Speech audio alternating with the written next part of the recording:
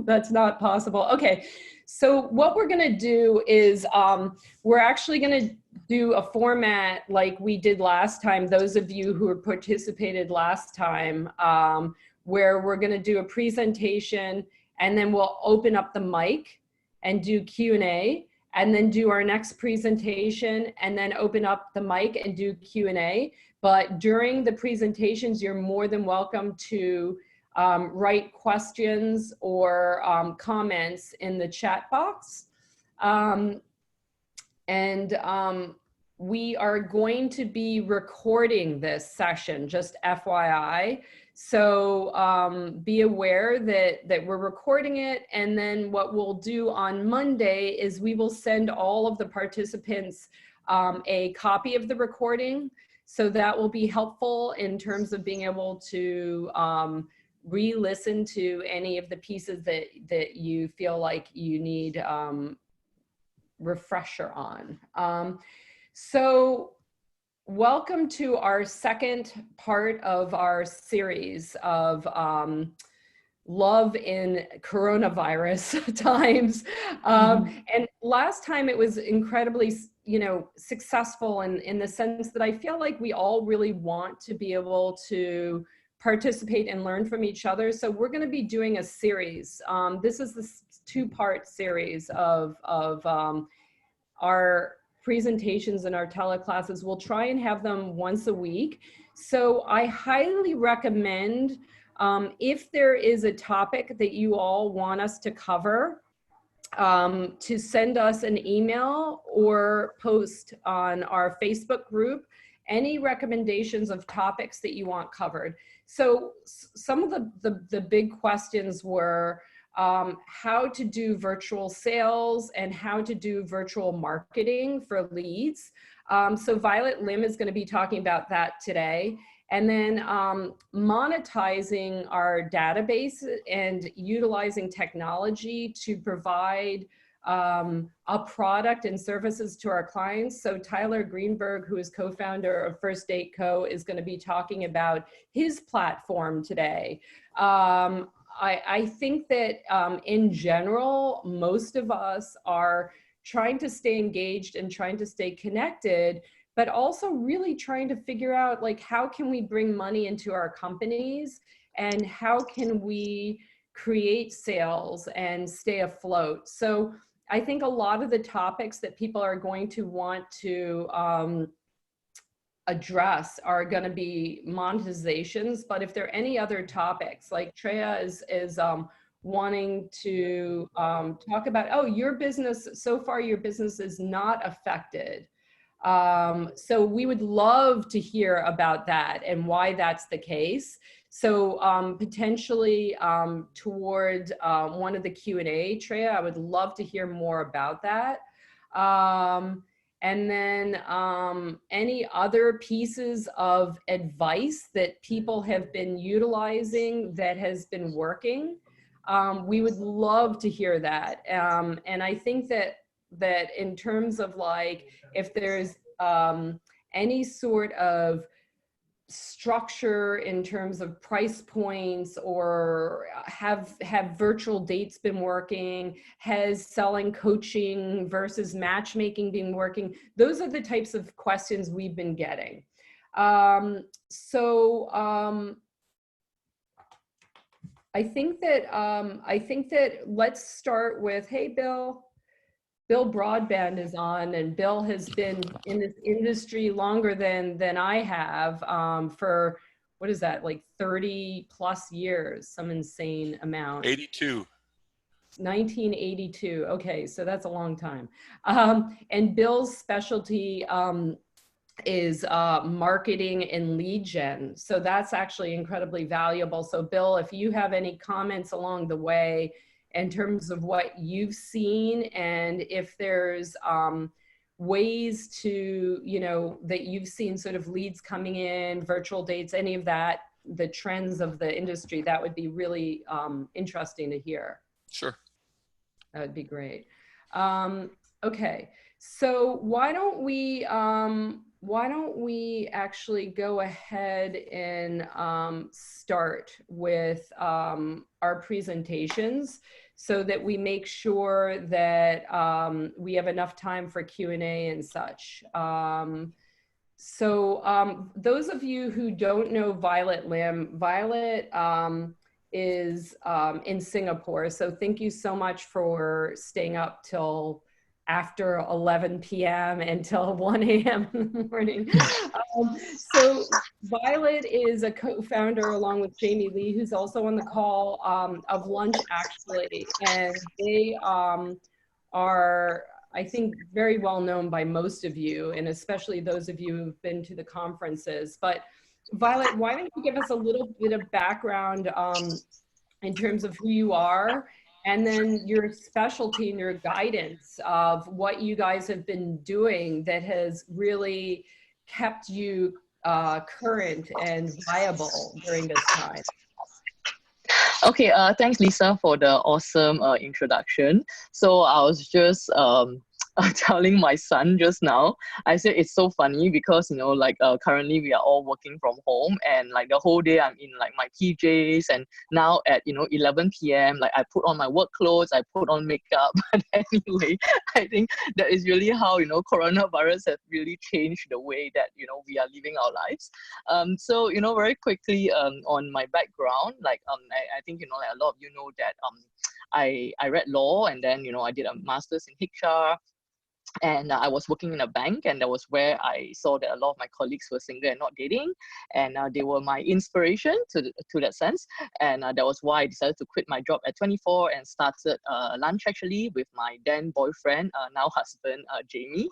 So we have been in the business for 16 years. So of course, when we first started, it was very much a brick and mortar business, so face-to-face, one-to-one.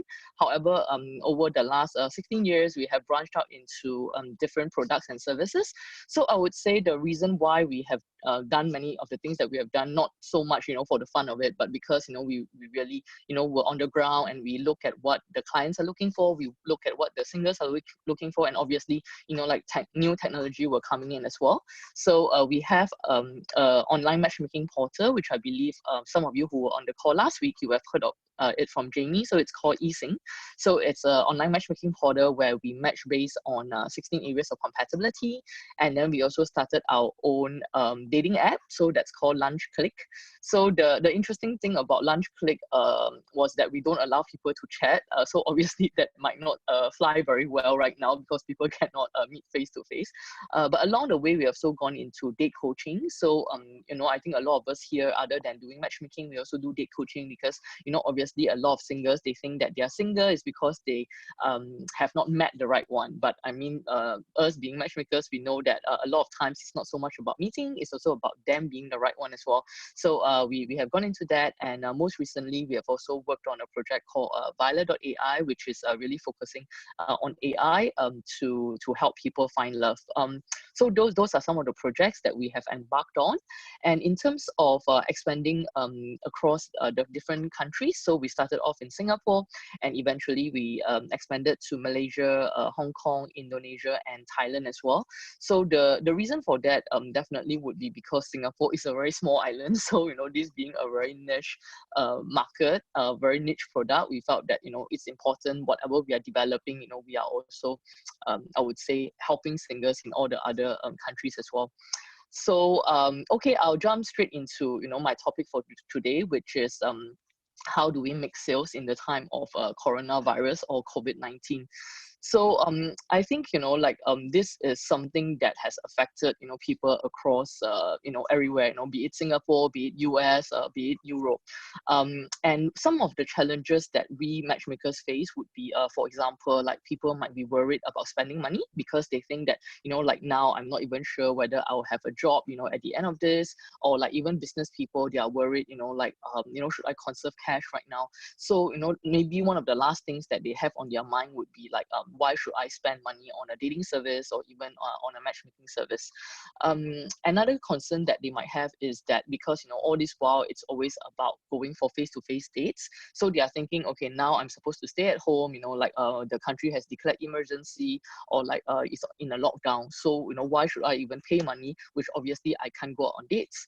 And so these are like very real issues that we have been facing as well. So our model is that we are primarily a dating service, so we work on one-to-one, member to member, but of course we do have a high-end matchmaking arm, which is similar to what a lot of you are doing as well.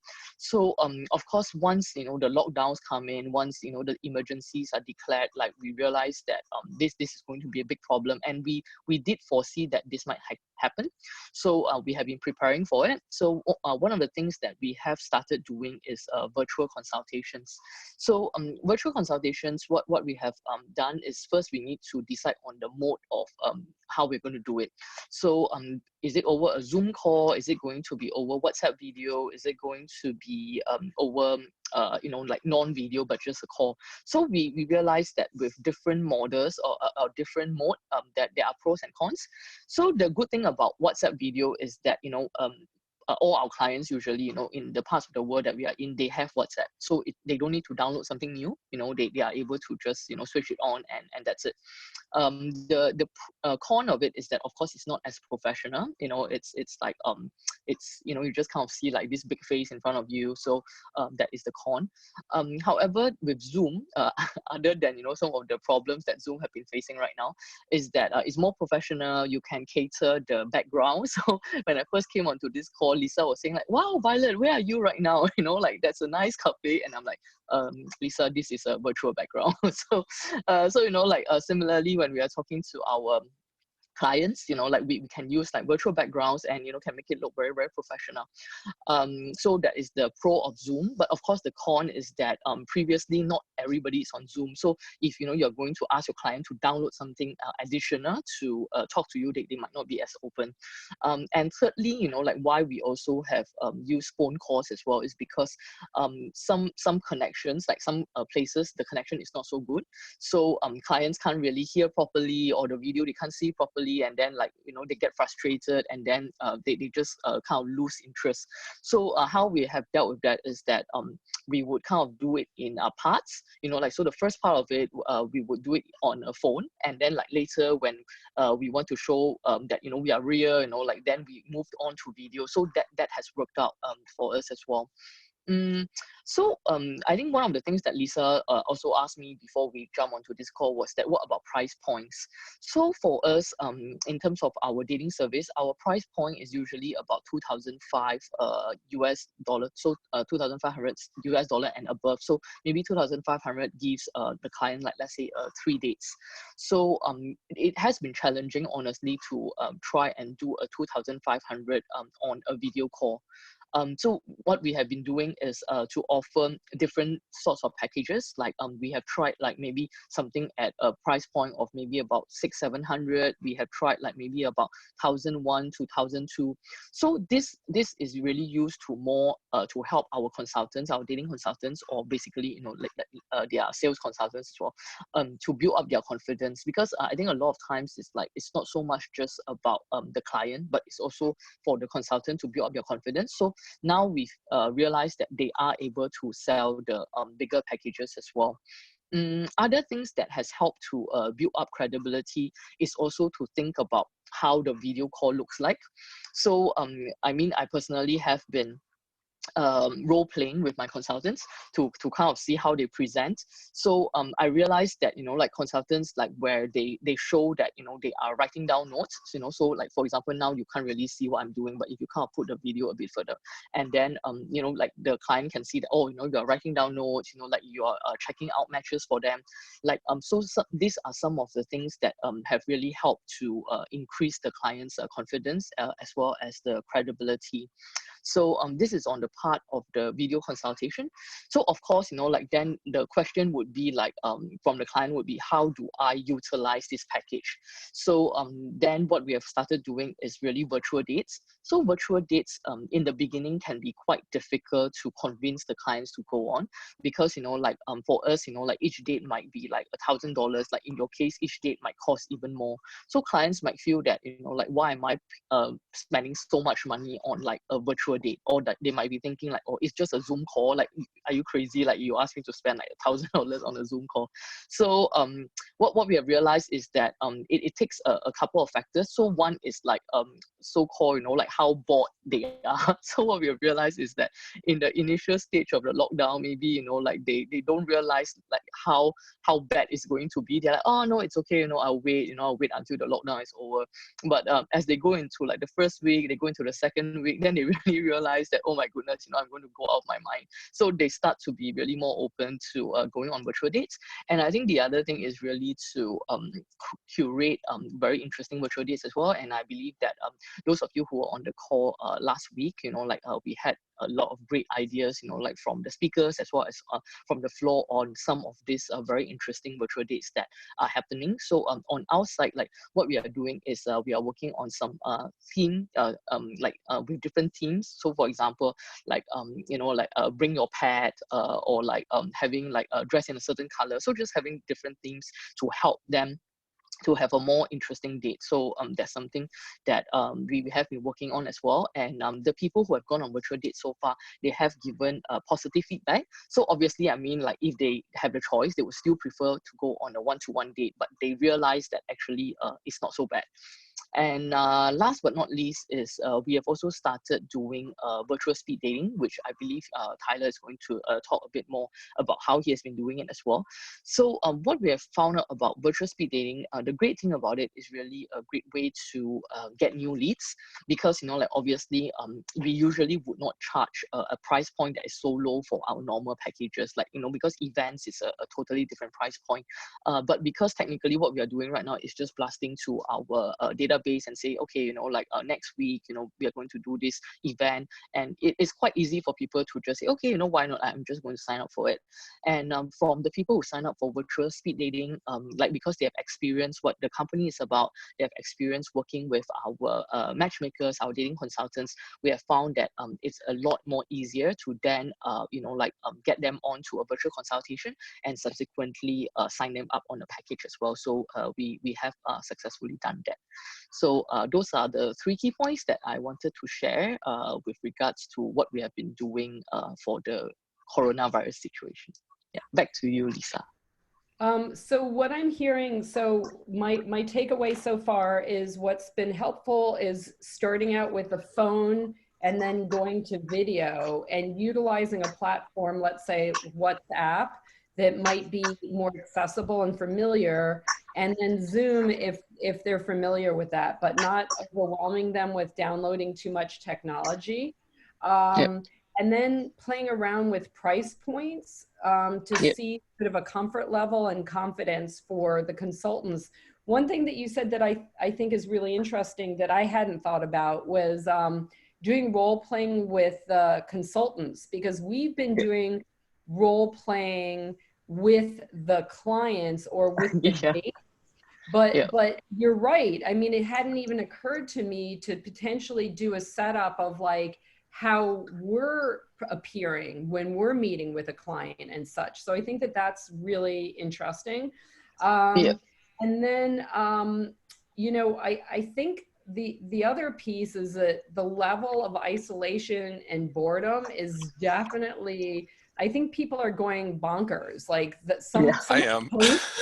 I know, right? Some of the posts are a little bit wackadoodle, like a guy in a friend of ours in a spandex suit doing a dance party last Friday night by himself and posting it on Facebook. I'm like, people are going crazy. So the need, suddenly the valuation of like what we're providing is much more like, this is where I want to put my money, is connecting. I love the idea of the theme dates. We have been doing questions, like let's do, you know, a set of questions, but I love the theme date idea. Anything that's like an icebreaker that makes it festive, I think is great. And then lastly, I think what you said, which really makes sense and is sort of like will be interesting when Tyler's presenting, is another thing is like, okay, we're monetizing our leads through speed dating, but we're also, it's not just about the money that's collected for the speed dating event, but it's the getting people engaged, breaking the ice with the barrier between isolation and a virtual connection. I think that's a great idea to look at it as a big picture to start engaging people and getting them in the mix and used to this. So I think that those are kind of the key takeaways from what I'm hearing. I would love, I would love to kind of to open up to anyone, maybe raise your hand if you want to comment or ask questions of Violet. Yep. Bill, is that you raising your hand? Okay, Bill, why don't you? Yeah. Violet, when you're going at this $600-700 price point, are you doing that as your sale, or is that kind of like a flash sale that you're offering on, you know, through email, texting, etc.? So that's really like like you say, a flash sale. So it's really a very time restricted, very specific to just virtual. So meaning, you know, like they will understand that everything is going to be virtual, be it like the consultation, be it the dates itself. So it's not going to like move on to face-to-face dates. So, you know, we just want to make it very specific that is during this time, because I think the reason for it, like I say, is like one, you know, like if you're going to try to sell our usual price point, like first the consultant might have a confidence issue, because I realize that a lot of times the problem is not so much the client, but it's more the consultant. Yeah, so at least, you know, like they're starting to have some wins, you know, they are able to sell like this package size, then they have the confidence to really go for bigger ones. Do you find that people, or is anybody finding that people are starting to get more used to, and this is what I see potentially happening, is people are going to get used to buying this way, is that it's going to change some user behavior where even moving forward, there might be some struggles that, I mean, I've been on this dang Zoom meetings, I'm in them all the time now, and you know, I'm just getting more and more used to it. I haven't got my green screen virtual background going yet, but you know, it's like, and I know it can work without it, but are you using, is anybody? No, I'm not using a green screen. So it's actually just a setting. Like you just go to more, and then that's like a virtual background, and you can just choose any photos that you like. Okay, let me show you. That's Iceland. That's me in a co-working space. Yeah, so it's quite easy to do. Like it's a built-in Zoom function. Yeah, I did it and I was all jumbled, so I said, you know, like No, I think and Radha is like having Dunkin' Donut. Nice. I think that's a really great question, though, and I think one of the things sort of, this is a time-limited piece of history that we're going through, but I think what you're bringing up is a really important thing, is like, how are we learning to do our business that could be potentially for the positive as well? Originally, I was thinking, oh my God, we're never going to want to leave our house again, and we're going to want to do everything virtually. But I do think that there's going to be a balance, a desperation to connect and to have human interaction. But the thing that I do think is fascinating is, how can we use technology to be more efficient in our time and create a system of maybe screening and sales using technology once people are used to this, where we haven't done before. I mean, I think a lot of us are all about the face-to-face. So Violet, I guess a question to you, because you guys do such volume and you generally have a lower price point than a lot of matchmakers, especially in the US. But what are your feelings about taking what's going on now and applying it indefinitely? So I agree with you. So it's like really seeing like what's happening now. How is that going to change like our business model, or even like business models going forward? So one of the things that honestly we are really excited about is the ability to be able to sell over video calls, because obviously before this our focus is very much on one-to-one and face-to-face, and what that means is that every market that I want to go into, I have to have a physical office, or at least like rent like a nice co-working space, and I need to have physical consultants. Yeah, but I think now being able to do a virtual consultation successfully, it basically means that I can expand really quickly. I don't even need to be restricted by locations.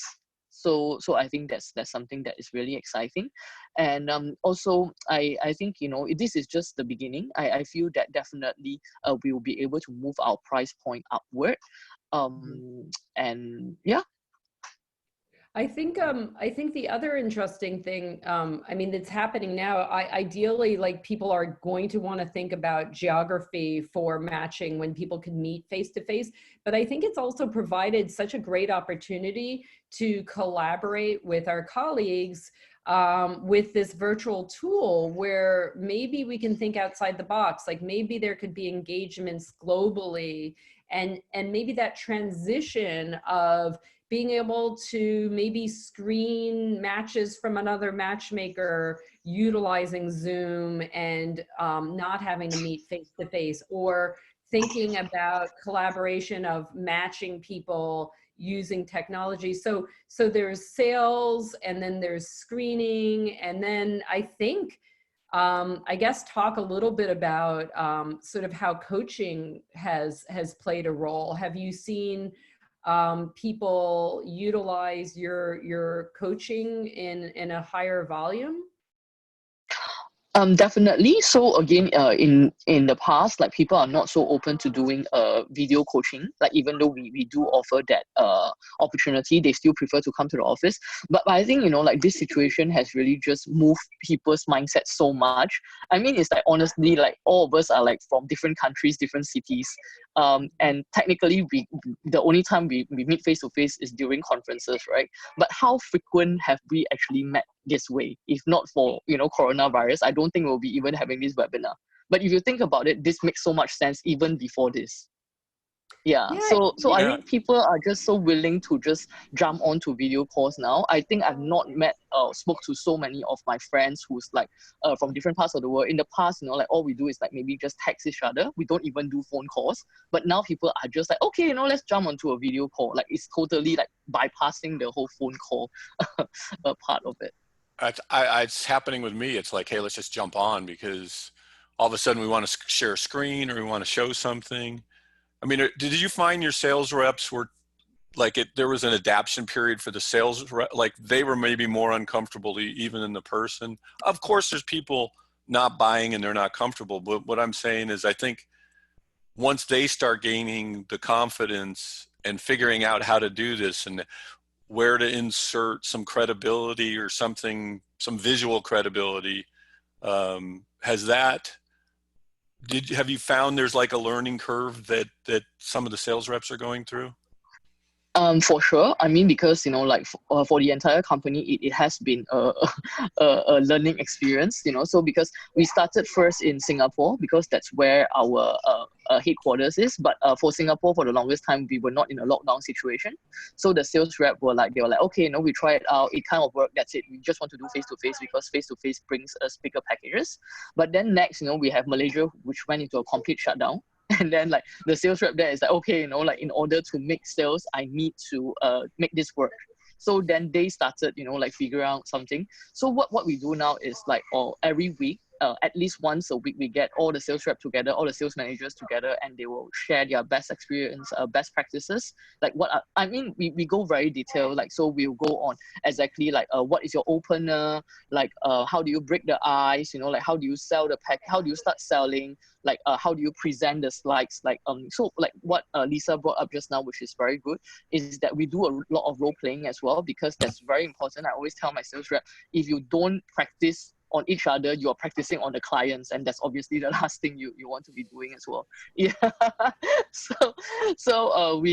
We do a lot of that, and like I say just now, it's usually the problem is not so much with the client, because I say that the client doesn't know anything. They have no idea what your package is. They have no idea what it used to be. They have, they have no idea. All they know is like, okay, I saw this advert, or I read about you, and I just want to come out and find out more.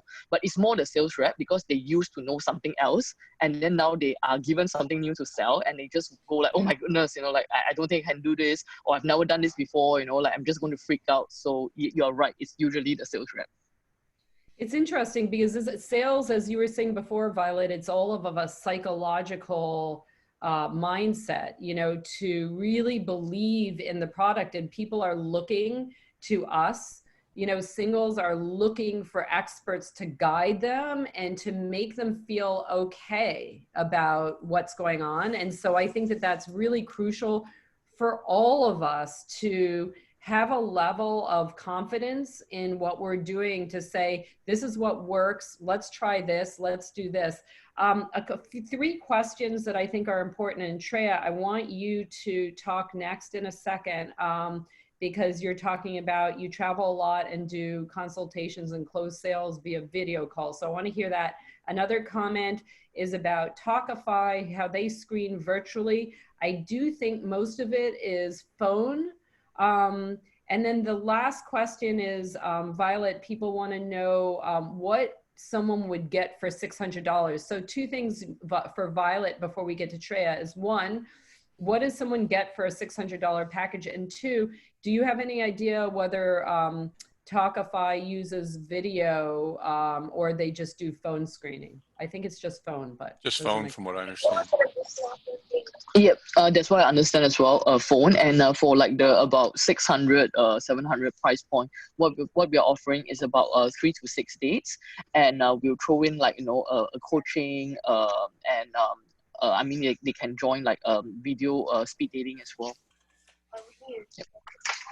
Okay, so I'm gonna unmute Treya. I think, did I just unmute you and then I muted you again? Wait, hold on. Did I unmute you? No, I think I'm fine, Lisa. Oh, yay. Okay, perfect. So, Treya, so hello, everyone. Yeah, so two things, Treya, is one, the virtual use of First Sales and such, but then the other is your business not being affected by Corona. So can you tell us a little bit about that? Yeah, I'll try to be as quick as possible. So about 5 years ago, I totally changed my business model. I used to offer matchmaking services for both men and women, have an office, meet everyone in person. But then the lifestyle changed, where the kids were spread all over the world. My husband has a very international job. And so I started traveling a lot more. Plus, I started working also with a lot more international clients. Normally, I'm based in Switzerland, by the way. And so I started changing to a model where I was doing all my sales calls, no longer meeting people at the office in person, but doing everything via video calls. It took a while for me to change my own mindset and being able to close contracts over the phone. So, because sometimes people say, well, I prefer to meet you in person first before I sign on. And I say, I will absolutely meet you in person, but only after, we've committed to each other. And so in the beginning, there was a little bit challenges for myself, but now that actually never comes up anymore. It's totally, I tell exactly, how I work and how it goes, and people sign after we have consultations entirely done via video calls. So either Skype or Zoom, or if they don't have that, WhatsApp, that works as well. So now my model is that I only work with a few select gentlemen and offer high-end matchmaking services. And then for the ladies, I, about 5 years ago, switched to entirely coaching them to find their life partner. So it's a process based on finding and choosing the right partner. And it has a very high success rate, and I don't make them any introductions. So I already changed to that model around 4 years ago. And all of that is done virtually. So actually, I don't meet any of my lady clients in person. And so, but I do also organize live events several times per year, where people can actually, if they are my coaching clients, they're free to come and meet me in person and come to, you know, an event on a particular theme. So I do, in the end, do meet them in person. So that is one. And then I shared that my business has not been affected so far. I stepped back and reflected to it. And actually, there is one thing that got affected. So I signed a very high-end client who is based in Canada and who absolutely wanted to work with me because of this approach that I help in supporting my clients to transition from where they are to where they want to be, which is for all of them in a happy, lasting relationship.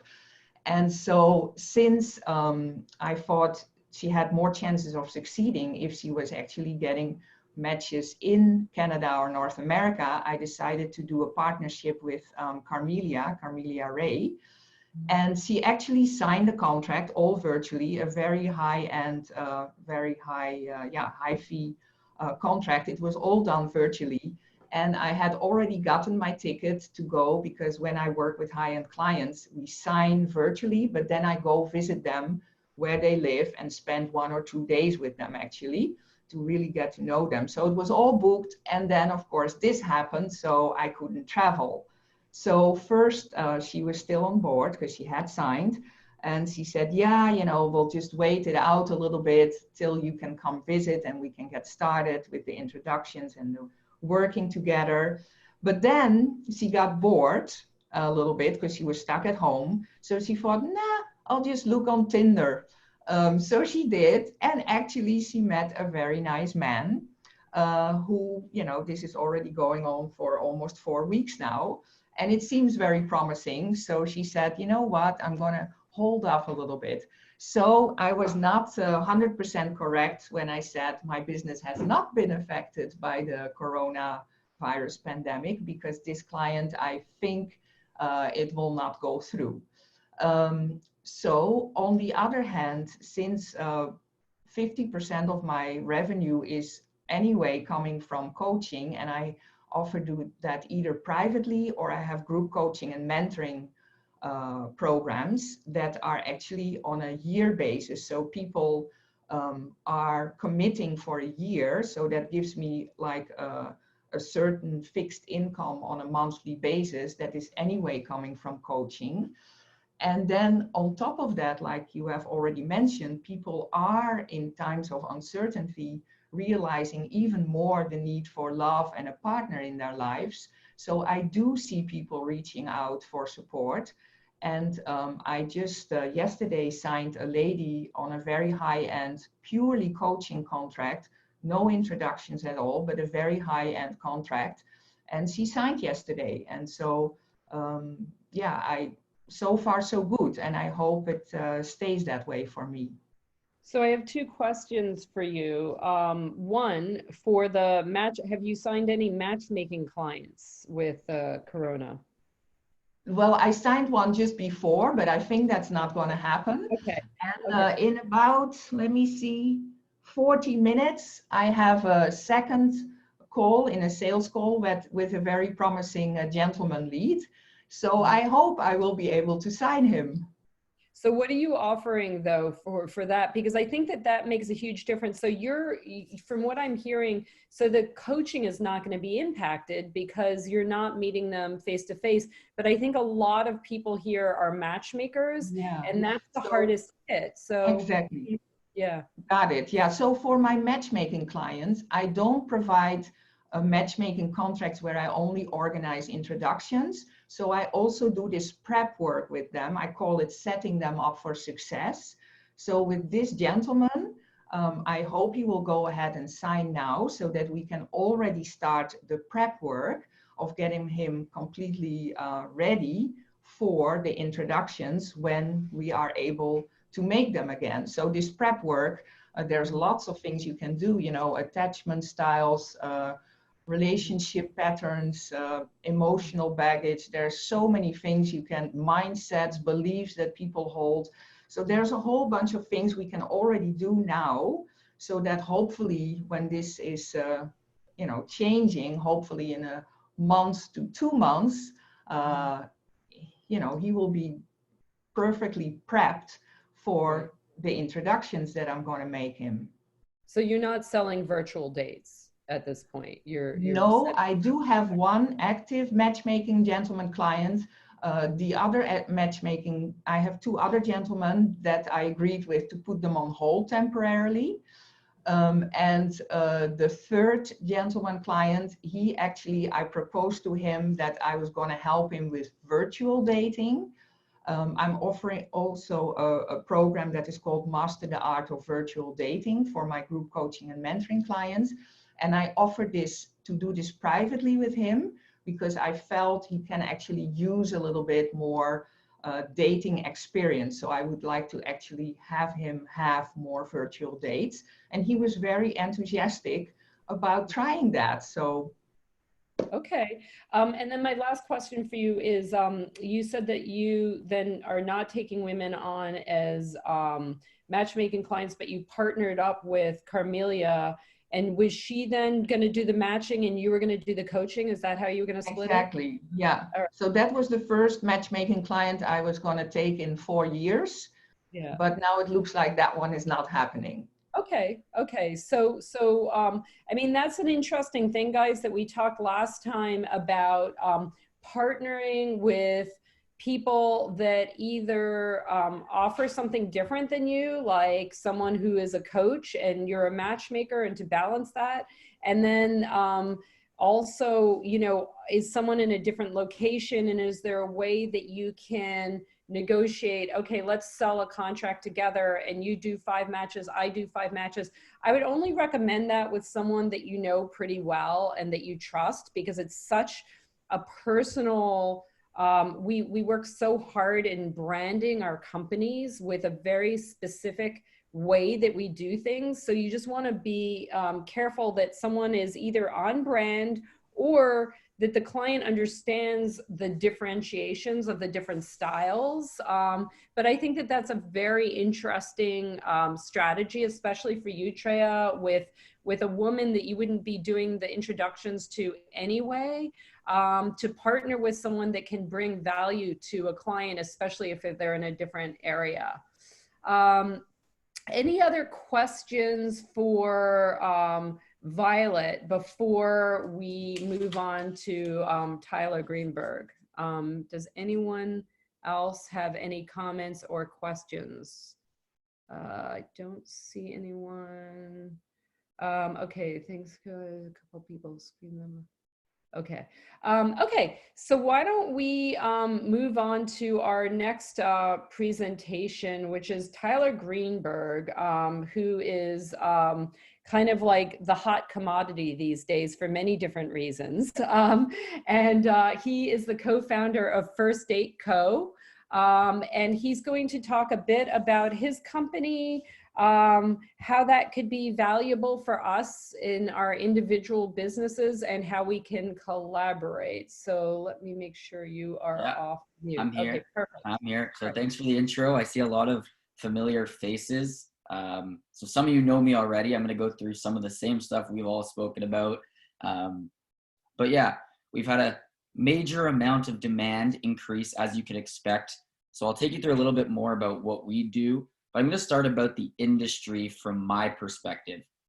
So back in May of last year, 2019, we recognized video chat as being something that's kind of lacking in the world of connecting one-on-one and meeting for the first time. Especially in the dating industry, we have the apps and then we have offline. And I sit here and I watch debates about whether apps work better or in-person works better. And I kept thinking to myself, there's a way to take these two things and blend them together, to take the benefits of both sides and bring them into a way that we're offering the convenience that people love from home, where I can take a shower 5 minutes before it starts and meet people using video chat. I could put on a nice shirt, and maybe I could sit here in my Nike shorts. But the real thing is that we realize is that profiles, we're used to them at this point, and people are frustrated by getting ghosted, like the common terms, ghosting, catfishing, which kind of leads them down this path to the matchmaking world. But a lot of that group in the middle keeps going back to the apps that they claim that they hate. I hate profiles. I hate the whole experience, but they keep going back and they haven't fully come over into the matchmaking world. And we sat there and we said, okay, what is the best way to incorporate video chat in the dating world that is that middle ground? For us, that was taking speed dating as a concept and the event structure that people know from offline and replicating that online. So instead of being a dating app that incorporates video, it's really about taking a real in-person event and moving it online so that people can do it from home. So that's where we came across speed dating. Speed dating wasn't what we thought was the solution. It was video chat is something, and like we're seeing now in business, we couldn't have this conference. And maybe future conferences will happen on Zoom because it's so convenient for everyone. So we thought the same thing in dating, and that's kind of how we came up with the concept. So fast forward now to March 2020. The world goes on lockdown. We've been working on this for not so long, but about a year now, to put everything in place. And let's say we were 90% the way there, a team of 3 people, and the demand starts to come at us from all angles. And we've now realized in the past month, some things that we need to scale up and things that we need to build to make this the best platform so that matchmakers, dating coaches, everyone in the dating industry can band together with something that's familiar to what we do and use it to target the dating app users. So that's really where we are at in my concept. And I'm going to talk a little bit more about how this is a team mentality of what we want to create here and not have internal competition amongst the matchmaking industry and dating coach industry. It's really, we've got the dating app users. They are frustrated. They are ready to enter our world, but they haven't had something that's familiar enough. So that's the dating industry. That's video chat. And now there's the long-term shift in consumer behavior, which I think is inevitable. Based on what's happening now, the questions are, will we have as many in-person first meetings for business? Will I travel to San Francisco to try and speak to venture capitalists? Or will the first meeting be done through video chat because it's good enough? It's two-dimensional, but it saves so much time and money of travel that it's good. It's 95% of what you can get. Like, do you really need to see me three-dimensional right now? Not really. At some point, yes, it is better. We agree. But the first time, I think you can get a clear sense because it's video. You can see me talking with my hands. You can see I'm a real human being. Whereas if this was a text conversation or you saw my profile, maybe I edited the pictures. Maybe someone's actually talking for me. There's so many things that can happen. So that's where I think we're on that path of shifting. But then there's our specific platform. So the way that Firstdate works is that hosts, we are the technology platform similar to an Eventbrite to start, where we are a marketplace where people all over the world can come on and run an online business hosting virtual events. So let's say Lisa, for example, wants to come on and host a virtual event. She'll come onto our site, create a host page, promoting herself, promoting her brand, just as you would do on Eventbrite, where there is a host. But where it gets unique is that Eventbrite, you have to now go and coordinate with the restaurant and find someone to attend and all this stuff. We are also the venue, which is cool. So we're a virtual venue, like I like to say. But then as you go through the experience, so we sell tickets to our events, maybe we really curate them. I always like to bring up an example of vegans want to meet vegans. So let's do vegan speed dating event, and we can curate the people that are attending the event to make sure that the people who are talking to each other, even though they're chatting with 5-10 people and it's not one-on-one matchmaking, it's still a more curated by an expert for them. At the time of the event, they're going to go through a series of up to 15 dates where they chat with each person on video chat, just like this, one-on-one though, for 3 minutes. And I know a lot of matchmaking dating coach industry, they say 3 minutes isn't enough. We're going to build it out so it's adjustable. Maybe it's 3, 4, 5 minutes. Maybe it's 1 minute for the younger demographic who just wants everything so fast. But we're going to make it adjustable so that you can choose how long each date could be. I mean, 5 minutes of a bad date could be bad. So we got to think about that. If you're not having a good date, what's the sweet spot? And we want to work with everyone to figure that out. So from there, I go through my first date. In between each date, I select, was that a good like or was that a pass? So it's kind of dating app style where you're kind of choosing, you have 20 seconds to choose based on that 3-minute date. Is it a swipe left or is it a swipe right? And then you go directly into the next chat. So I've been talking, I go right into the next one. Maybe we could add some question prompts based on what the experts say. What should the conversation be? I went through an event yesterday and everyone kept asking me what I do and where I'm from. And by like the 4th time, I was like, can you stop asking me those questions? I want this to be more fun. So that's where we want to work with the professionals. What questions drive the connection and make you realize in a short period of time, is there a spark enough there that allows us to move past as a match and then gather more information on each other from that point? But then you would go through the series. So I'll go through my 15 dates. I don't find out who I matched with until right at the end of the event. So it's over. I spoke with 15 girls, let's say. I clicked like on 10 of them.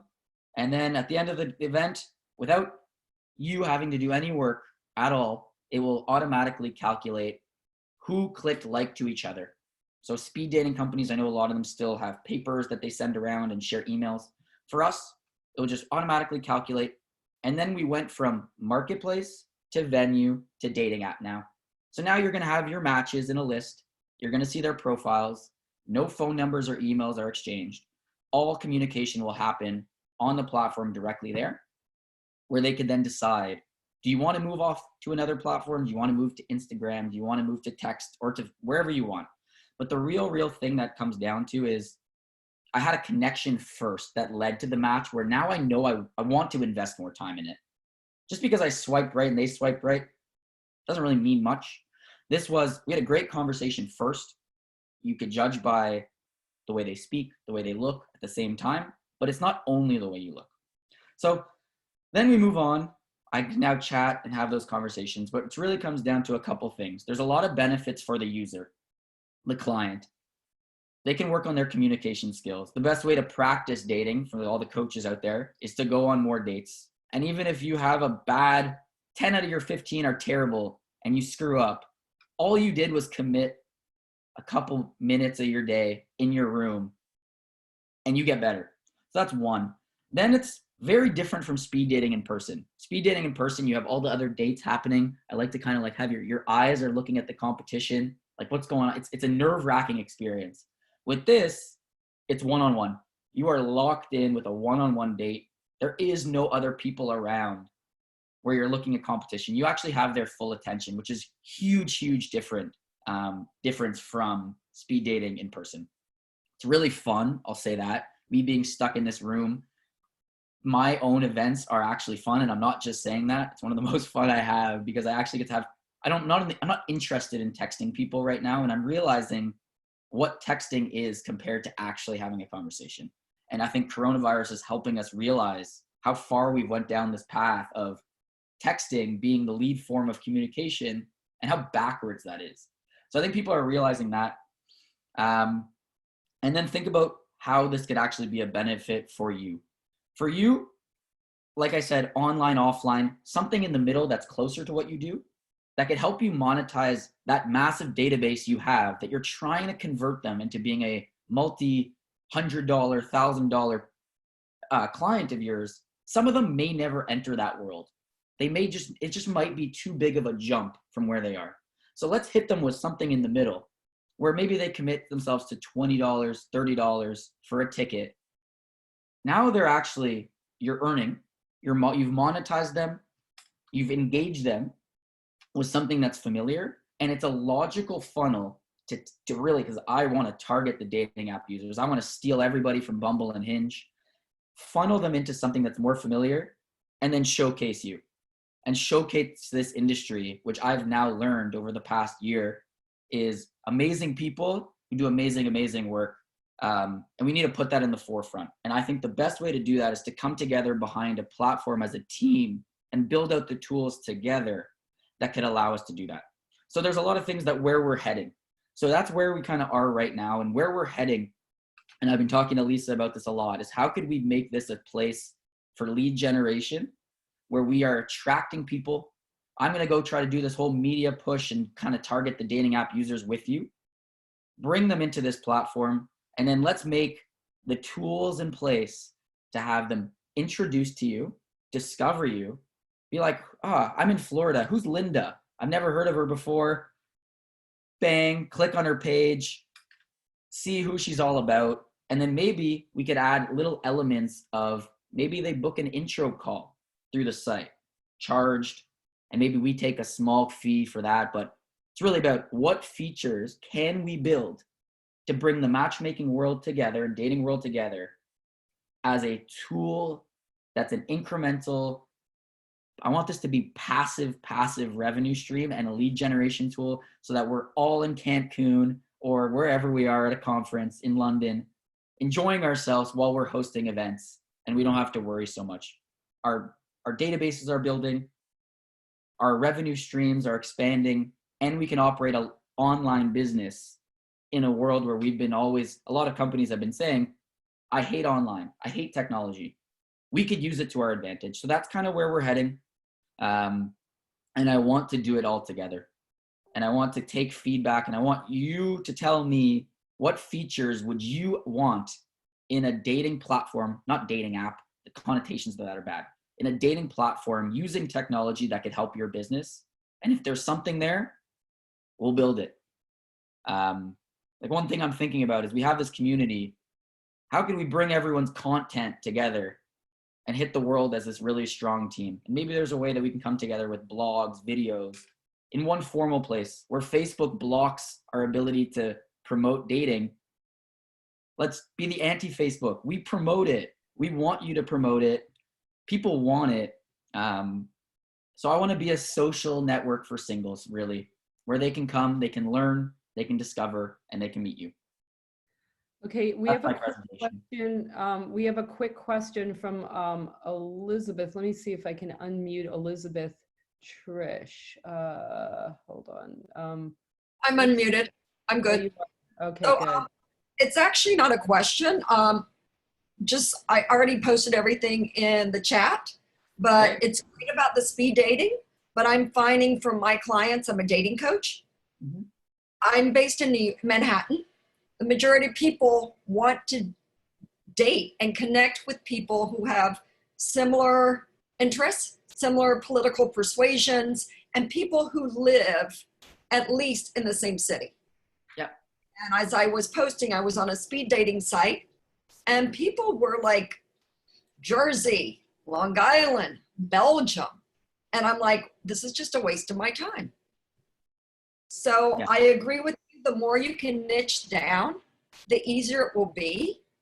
And also, I mean, I'm not a matchmaker, but for matchmakers, you know, get two or three of your best clients and do a Zoom call with other matchmakers who are in your area and say, these are I mean, you guys probably already do this, I'm sure. I don't know because I'm not on the matchmaking side, but get on a virtual call and you know, you with one of your prospects and all the other matchmakers and say, this is my person. Who do you have I can match him up with?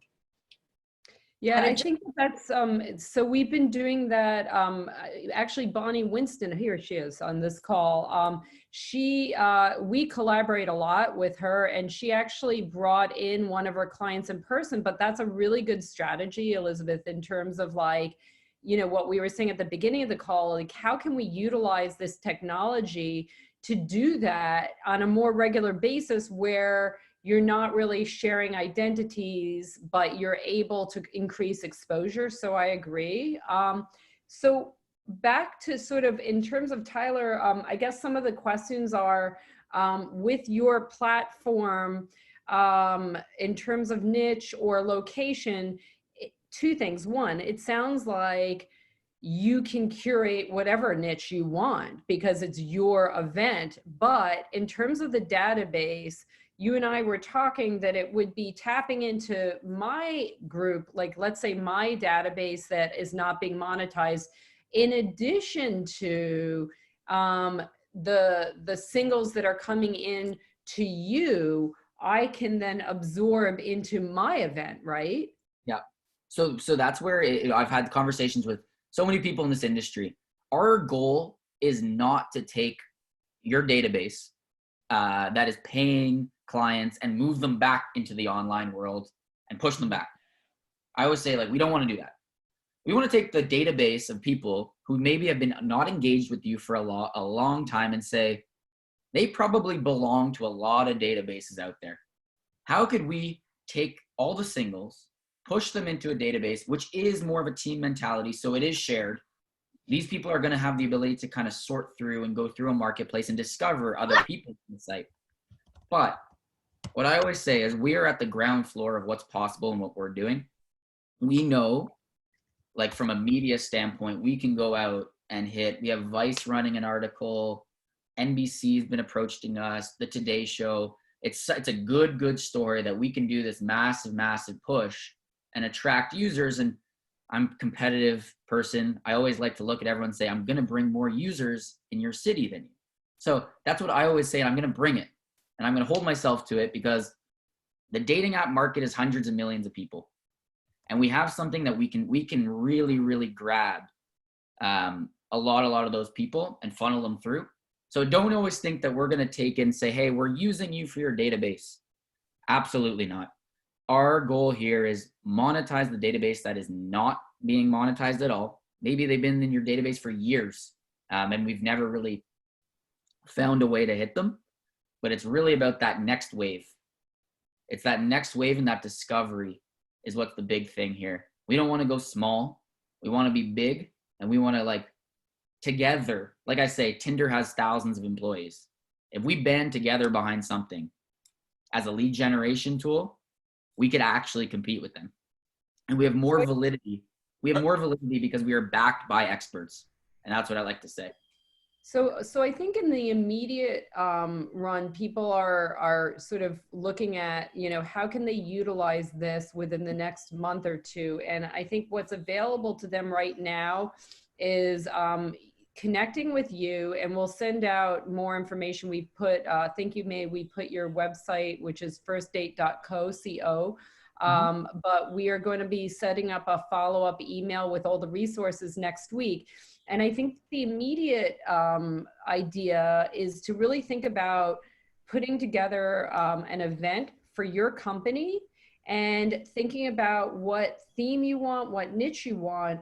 Then you set that up, you contact Tyler, he can walk you through it. And if there's, if a lot of you guys would like, we could set up a group teleclass next week with Tyler actually going through, walking you guys through his technology and how it would specifically work, the rev share split. But what I see is not exactly what he's saying, not taking your clients and putting them in here, but taking your unused and unmonetized database and making it a bit more proactive by putting them in here, getting used to this way of connecting, and then also being able to have access to, having access to other people that maybe come in through Tyler, through his publicity, etc., go into your database, which could be incredibly beneficial to increasing your exposure. So I think that that's the idea. And if for those of you who would like additional information on that, Bill, you're raising your hand. I'm thinking just, you know, you could do it this after, just put something together like this group where it becomes, just so you can experience what it's like. Might be just everybody joins in this own little private group. It's not dating necessarily, but you just kind of can experience what it might feel like. So you know what you're selling. I mean, I think I kind of get the feel for it. But you could do a, you know, 1 minute thing just to kind of get a feel of what the technology platform feels like, rather than just seeing a demo. And what price points are typically seen in? So our average ticket price right now has been just under $20 American. We've had free events on our site. It causes challenges. So we're moving completely away from free events just because turnout rate, drop-off rate, so many things that create a problem. Just like we're running an event in person, you actually need commitment. There's also video chat with free. There's a ton of platforms out there where you can go on and do whatever you want. Our quality's got to be high. So we're going to set a minimum ticket price probably around 15 US. And then the more curated, the higher. So right now, I'd say the best thing for us to do would be to collect who's interested. Let's go through I'll walk you all through first. We've been a team of 3 for the past year. I just onboarded a development team that's going to help us scale up to match the demand. So they came on this week. I have a ton of new features that are coming and kind of structuring our back end that are building for scale. So I think the best thing to do would be to set something up for next week where we can kind of all come together, anyone who's interested in learning more. And then from there, I can plan an invite essentially where we could say, hey, the Matchmaking Institute is doing a trial run for all of us. And we can kind of go through as an open-ended event and I'll chat with everybody. And you can get a real true sense of the experience. Yeah, we'll send that out on Monday, because part of what we want to do is we want to make this a resource that's well organized and structured, so you guys know really what you're getting and the value add. I think that will be incredibly helpful for everyone. And there's so many ways to build our databases and even collaborate with others, etc. So let's, we're going to be speaking with Tyler on more details next week, and then we'll set it up for potentially mid next week, where we could do a whole walkthrough, how it specifically works, how you can set up an event, how you can register, what the price points are, and what the rev share is, etc. Because I think for all of us, I think that like, bring in exposure, getting people to participate in something, getting them used to this format, increasing our database, all those things are really valuable things that we could be doing other than selling matchmaking contracts right this second, in addition to building our database, building exposure, getting people engaged, getting to know people more, being more familiar with them. So I think it's incredibly valuable. And the timing, Tyler, it's just sort of like, it's very lucky timing for you in terms of being able to present and provide something that I think can be an answer to a lot of the concerns and obstacles right now.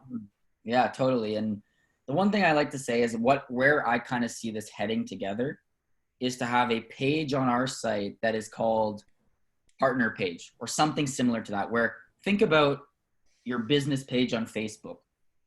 If we can replicate that on a dating platform where it's I want you to be able to have a website on my site that is completely customized and tailored by you, where you can list your services. So the step one of us getting there is to build this page where you're all listed and someone can sort by the experts in their area or sort by the experts in a specific kind of field, whether it's like high-end matchmaking, vegan matchmaking, like I want to say.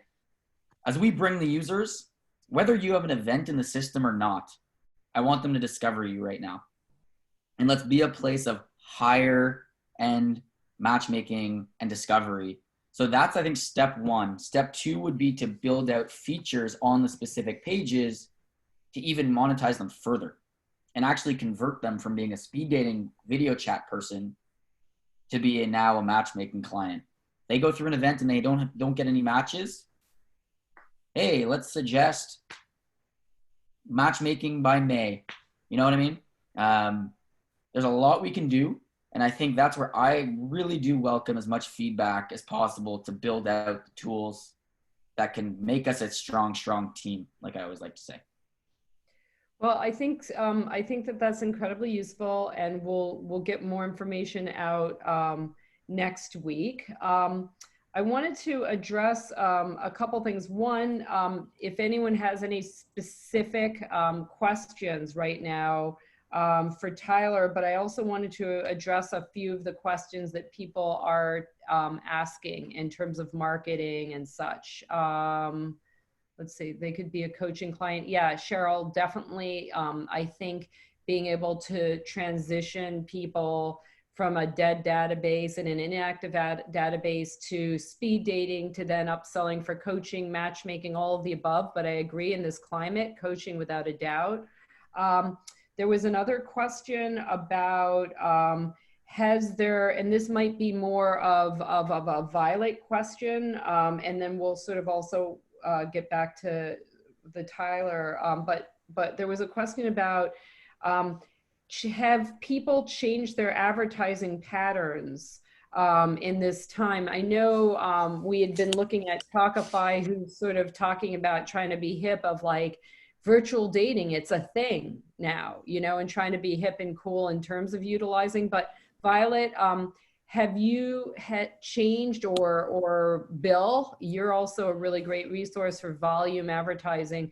Has there been a huge shift in the way advertising is happening now? Well, go ahead, Violet. So on our side, like, I mean, we are still advertising on the different platforms that we have been doing, but obviously, in terms of the messaging, it's really more targeted at some of the challenges that they are probably feeling right now. So I would say not so much in terms of platforms, but definitely in terms of the messaging. I would say that, well, first of all, a lot of the offices have really pulled back significantly. But from what are marketers doing? What are the people that are winning doing? They're absolutely entering the conversation that's going on in people's head. You have to. If you go with the same ads you had before, you're tone deaf. You're not listening to what's going on. And I mean, that consumer is going through a different emotion. The emotion of love, belonging, and affection has taken, you know, is getting trumped by survival right now by a lot of people. So we're talking to a different consumer right now. And one of the, I was talking to a marketing friend, and he lost a big client that, or thought he was going to lose a big client that was a plastic surgeon. And, you know, the guy says, I can't do anything remotely. And he suggested, let's do remote meetings with your new, you know, potential patients. And he, you know, in no time at all, he had 100 booked appointments. His lead cost went down from $50 to $1. And my point is, I'm not saying that happens here. It's a doctor and this and what have you. But for some, you know, the cost of marketing has gone down right now. So, but you have to change your conversation, period. I mean, if you go with the same thing, you're just not listening, and people they have a different mind, and people making phone calls know that, because the person saying, you know, half the people are going, what, how can you even be thinking about dating right now? So, you know, I can't meet them. And so it's a different conversation taking place. So, but I do think that there's going to be opportunities that ad rates are going down. People are pulling back on marketing. People will still hold back because they're afraid and they're not going to change. And so I think that makes great opportunities when we adapt. And I've gone through these crises since '82 multiple times. And usually we always have a bigger rebound than when we fall back. So it's just, you know, because what we're involved with is so important to people. It's just changing the behavior. I mean, we just have to adapt to the changed behavior and use it as an advantage, not the disadvantage that it is right now, until we figure it out, until they get out of survival mode, that some of them are in. Some of them aren't. Some of them are like, you know, I was watching an office that, you know, that was able to remain open, and what shocked me is the people visiting the office were, you know, men in their 70s, like, that shouldn't have been going out, but they're just like they weren't worried about survival. They were like living. And so that audience was still participating when others who might have been young and healthy were like, oh, I can't go out right now. So you're crazy to be thinking that way. So we just have a different mindset. And I think we have to really hone into what conversations going in that's in their mind right now when you do your marketing. And I think we have to be careful though of, I think we need to guide people to have safe practices. And that's why, you know, introducing the virtual concept of these meetings, I think is a really important piece. Like 70-year-olds should not be going out to meetings. Just but yeah, I agree that I think that it's a mindset change. But I had a thought, Bill, when you were saying about the doctor and the consultation. I'm going to unmute everyone in 1 second so people can kind of participate and chime in. But I had a thought of, is anyone, you know how there's always the debate of like whether you charge for a consultation or not? I just had an interesting idea of like, it could be an interesting opportunity to actually charge for consultations to open up access to you for people who want to come in and have an hour-long strategic session of whether, you know, what is their strategy as a single and how can they utilize this time making a plan, whether it's coaching or utilizing platforms or hiring you. And, you know, I have always been, you know, I don't charge, let's just explore, but that could be a really interesting way as a win-win on both parties. They're not hiring you to hire you as a matchmaker or necessarily even a coach, but they're hiring you for a consultation session. So I'd like to open it up just to ask, has anyone been charging for consultation sessions virtually? Okay.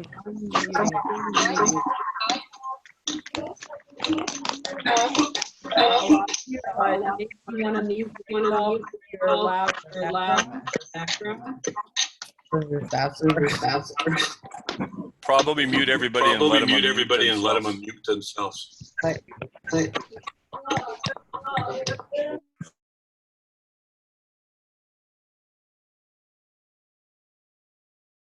Okay. All right. So I muted everyone. Whoever wants to talk, I guess just unmute yourself and then let us know whether that in particular, are you charging consultation fees successfully, etc.? I've been doing it for years, Lisa. It's Cheryl. Mm-hmm. And I put in the chat, $250 for 90 minutes. I do them in person and I do them virtually. Just depends on where the client is and what the client wants to do. And I call it a strategy session. Mm-hmm. And how's that been going with the lockdown? Have you seen an increase or a decrease in that? So probably about the same because we just do everything virtually. I even do my coaching virtually now, of course. So it's the same. And then what they do is if they fall into one of my services, and most do, then if they make a quick decision, then I'll credit the cost of the strategy session to the service. That's a great idea. Yeah, is that a good monetization for you, or do you make a decent amount of money doing these strategy sessions? I do, actually. And more importantly is, you know, the client really feels like they know you better because they spent real time with you. And then it makes the decision to purchase the service generally easier for them. Mm-hmm. For me, it's a step. So I start off with maybe a 30-minute phone call and then go into the strategy session, sale. Okay. And then from that into the sale of the service. And it really has worked very well for me over the years. That's great. Thank you so much for sharing that. Has anyone else sort of sustained themselves through this time by charging for strategy sessions? Victoria said that you do group consultations for free, but if the client wants a private one, you charge. Is that for leads, Victoria? Let me see, Victoria. Let me see if I can unmute her. Okay, Victoria, I'm unmuting you. Hello, guys. Hello. Greetings Hi. from Costa Rica. Well, what we do is we offer this kind of a strategy session for free where we work. Well, we have this database where we invite our leads to come to these free strategy sessions so they get to know us. So we do this once a month for free. But if the client would like to have this general strategy session on private, we charge for that. Okay, so basically in Costa Rica is a very traditional country. So we opened this company not knowing what it was going to happen. So we learned that giving them the opportunity to meet with us before even paying has also increased our revenue. So we do this free strategy session. If it's in group, it's for free. But if you want it private, you have to pay. And actually, it has worked pretty well. So do you feel like people feel very private in getting in a group? Because a lot of times I would imagine people don't necessarily want to join a group for privacy's sake. Have you seen that? What we do is that we do 3 types of groups. For example, we have a group for females under 35. We have a group for females over 35. No, we have a group for females under 40. We have a group for females over 40. And also we have a group for men. The group for men is always smaller, right? So men always prefer to go on private, but in some cases they would like to go for free. So we open this session. So we take advantage of segmentation this way. So that's the way we do it. Okay. All right. That's really helpful. Thank you. You're welcome. Thank you. You're welcome. And then Treya, you're saying that you offer leads a 30-minute consultation complimentary. And then you invite them for a larger consultation for $250.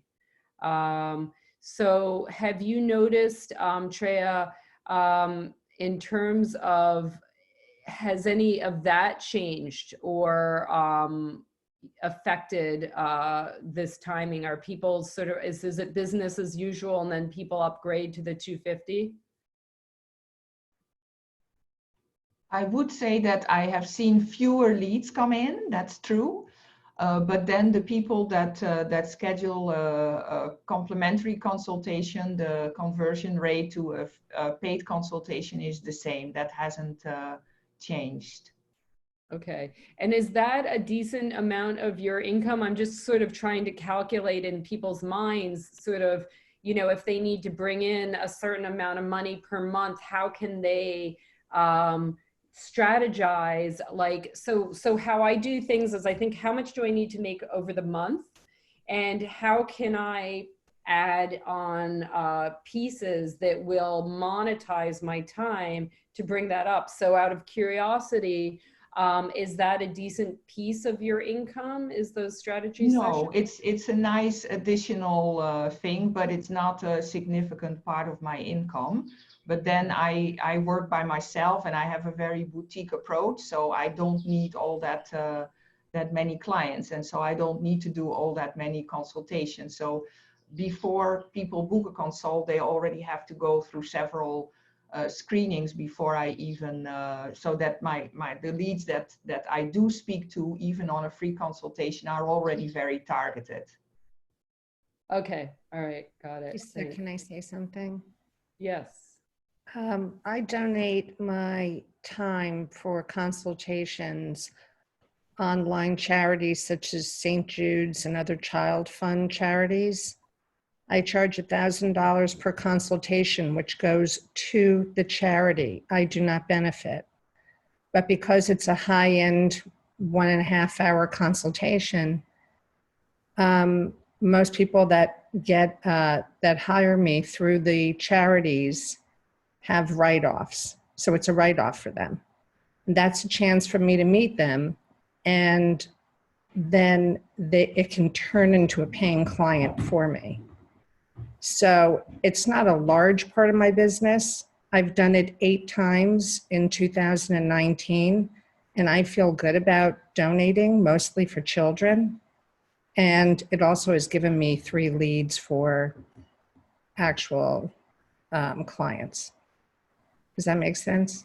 That's an amazing idea, and that's a really great win-win. I mean, I think we could do something where now with the COVID-19 fundraising, everyone wants to somehow be involved. I think that's a wonderful idea, Bonnie. And thank you so much for sharing, because I know that that's like, you know, you're always trying to make an impact and have it be win-win for everyone. So that's a really wonderful idea. What websites do you generally use to sort of combine? I use Charity Buzz mostly. There's also Child Fund International, St. Jude's you could do it through. I mean, you can approach almost any charity and they post it up online. And then the way it's written is celebrity matchmaker, blah, blah, blah. She'll give you a consultation, and then you can move, if you so choose, to the top of her waiting list, which is, you know, so Yeah. then, you know, yeah. So it is a way for me to meet. I even did it with my son's school 3 years ago. I donated an hour for, you know, whatever they put they named the price. And somebody bid on it to raise money for my son's school. And I met him at, I live in Manhattan, and we met at Lafayette, you know, for a coffee in the morning. And I almost fell off my chair when I saw who walked in. So somebody, a parent, had bid on it, but she was married and gave it to a colleague of hers. And he became a very high-end paying client for me. That's a great idea, because I was thinking a lot of the parents are married or territorial, but like gifting it is a great idea also. Well, thank you for sharing that. I think that's a wonderful idea. And I think thinking of ways to expose ourselves and create access to potentials, I think that's a really good one. Violet, do you want to share a little bit about what you wrote about advertising and marketing? Oh, okay. So, I mean, what I wanted to add on was that nowadays what we realize, because we work through like a sales funnel. So obviously, you know, like first you have the leads coming in, and then the next thing, like we have a team of people making appointments to meet up with the sales consultant, and then the sales consultant meet up, do the sales, and close the sale. So what we have realized is that now with virtual consultations, the number of appointments that are being made from the same number of leads, and the number of consultations that's really happening has increased. You know, meaning there is a lesser friction, you know, from previously where people feel that, you know, they have to come into the office. However, of course, you know, like right now, like I shared earlier, is that they are meeting more people, but they are able to close them on smaller packages, or their conversion rates have dropped as well. So now is really, you know, like to really help our sales consultant to scale up, to be able to close better, and also to be able to increase the average package size as well. Okay, and Violet, do you want to talk a little bit about your course, or do you want us to send it in an email, or both, just to sort of give people an idea of what you're doing? Okay, yeah, just share very briefly. So those of you who are at the conference, you know about this.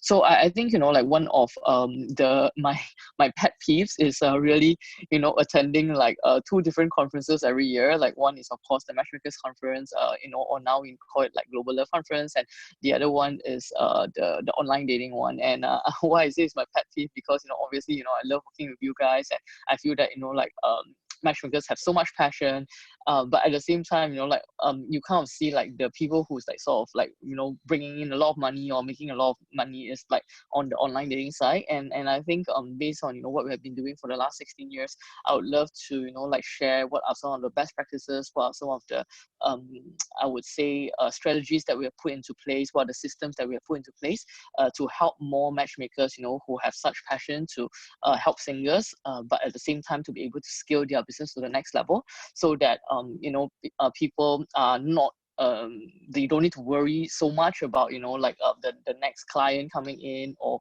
just like be able to move their business to the next level. Okay, great.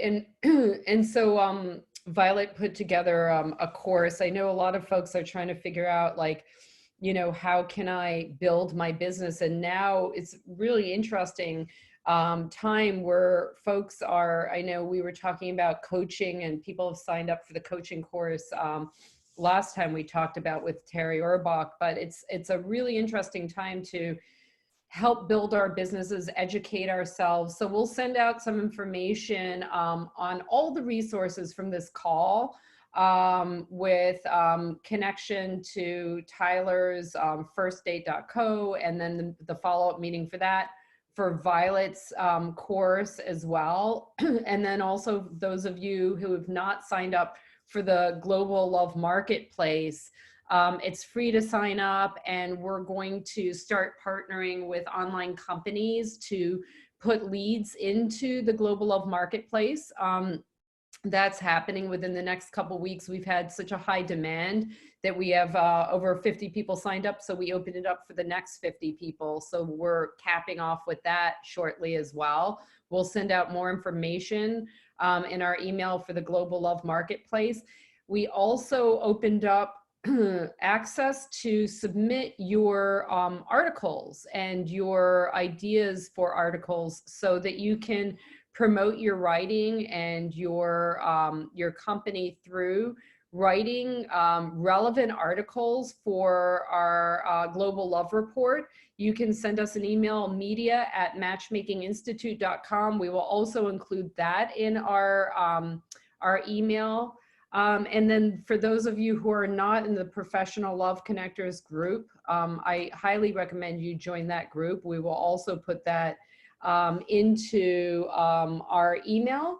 But the key is to think of how we can utilize, and for some of us, it's not necessarily a lot of downtime. We're still working really hard. And for some of us, it is downtime to rethink of like how we want to build our businesses, how we want to connect, how we want to grow. And I just think utilizing these platforms to brainstorm together. I love the idea that we're not having to travel to have these mini conferences, and we're able to spend time together virtually. But I also think like, let's think of like what we want to know, what resources we need, and what our next topic can be in our next teleclass as well. I find it incredibly inspiring and exciting. I so look forward to these calls.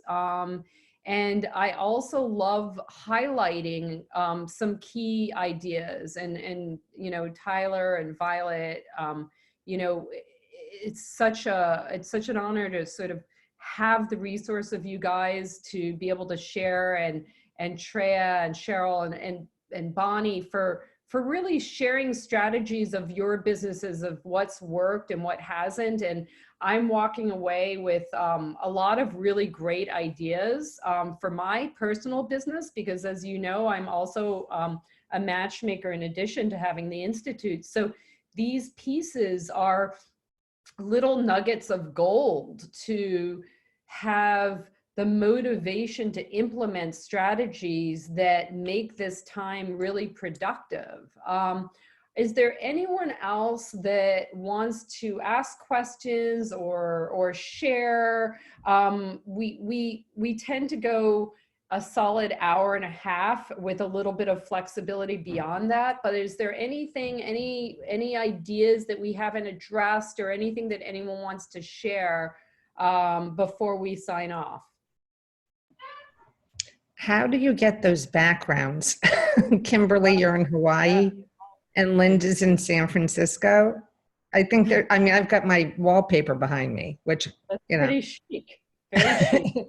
Yeah, I'm a disco girl. But how do you get those?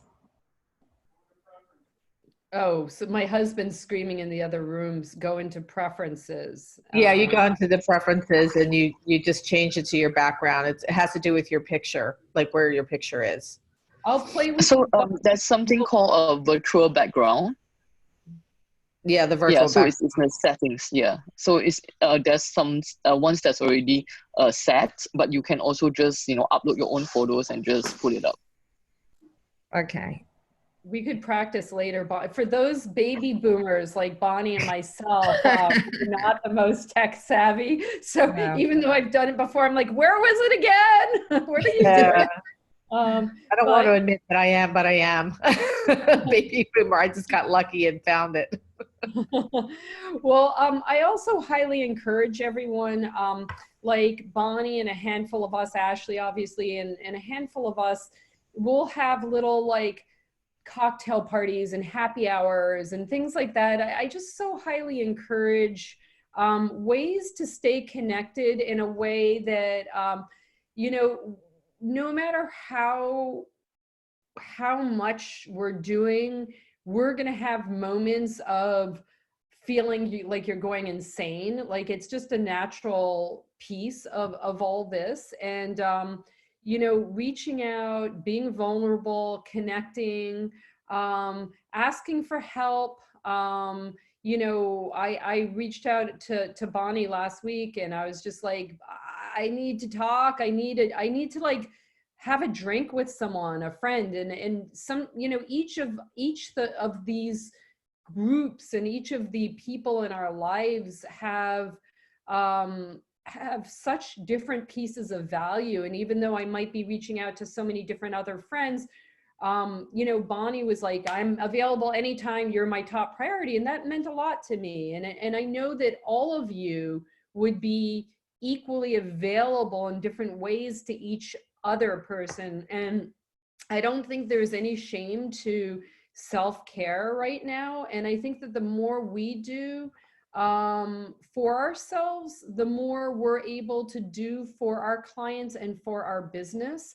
So taking the opportunity to have personal growth through this and build strength and connections. And shockingly enough, I actually think that we're going to have a much stronger community after all of this and during all of this. I know that I'm creating connections and friendships with so many people that I just was too busy to do before. And now our priorities have changed. And there's nothing more important in the world than human connections. And that's why our job is so incredibly profoundly important.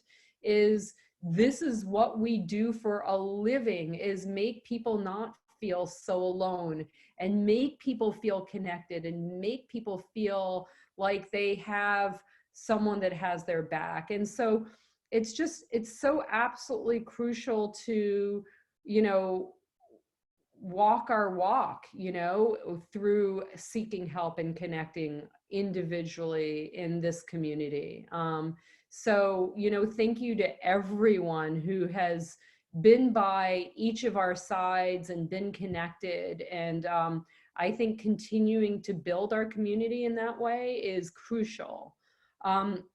I know, Jasbina, if you're still on, you wanted to make a quick announcement about your podcast next week. I'm going to unmute you so you can quickly tell everyone about your podcast. Jasbina, are you there? Or are you tending to your children?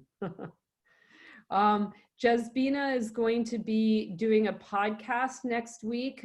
We can send out information, or Jasbina, you could just post in the Professional Love Connectors group. But basically, she's going to be doing a podcast on, love in the Corona time, in terms of like those who want to participate and share a little bit like what we're doing, but share what you're doing specifically that has made an impact. So we'll potentially add that into our email as well, but she'll post that. Any other thoughts before we conclude for today? All right. Well, thank you so much. Oh, you have, yeah, Abby. Just really quickly, I'm doing a webinar on Wednesday, which is in a meetup group that I've created recently, and it's for online dating for social distancing and beyond.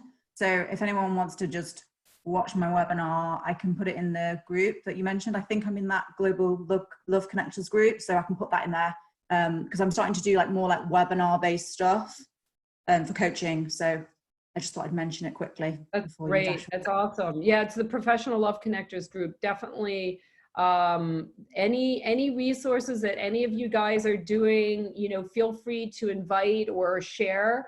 And anyone, you can always reach us at the Matchmaking Institute by writing info@matchmakinginstitute.com. And any other things that you need, resource that you need, you know, that's the whole reason the Institute was created, to build this community and to come up with ideas and resources that people need to continue this series of the love industry in the time of Corona.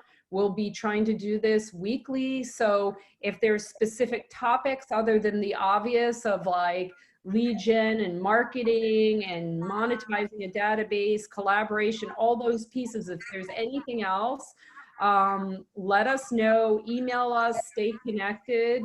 And then we will be sending out an email on Monday, and then we will be setting up a teleclass with Tyler to go through his Firstdate.com software and how to participate in that. We'll be sending information out with Violet's program.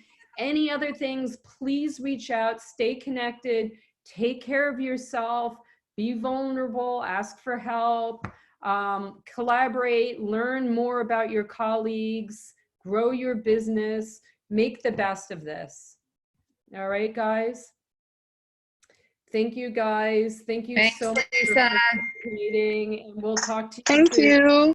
Absolutely, guys. You're welcome. Thank you. Bye, guys. Thank you. Bye-bye. Bye. Thank you.